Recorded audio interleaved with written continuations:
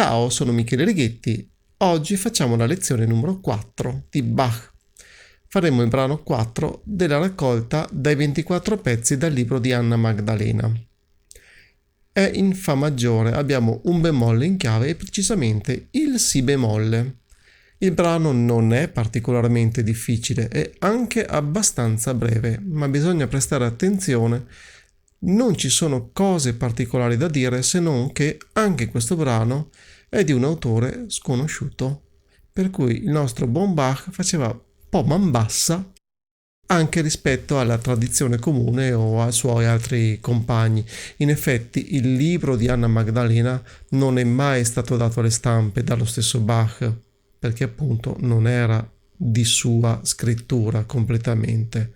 Era semplicemente un libro di esercizi ad uso e consumo della sua famiglia. Bene, adesso andiamo a suonare, come sempre, prima mani separate e poi mani unite. Mi raccomando, sempre lentamente, le prime volte.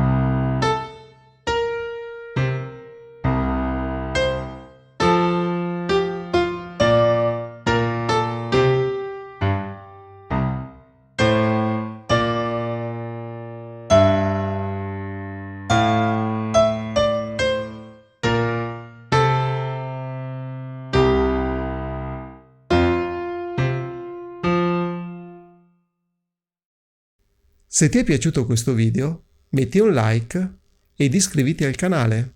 Ciao!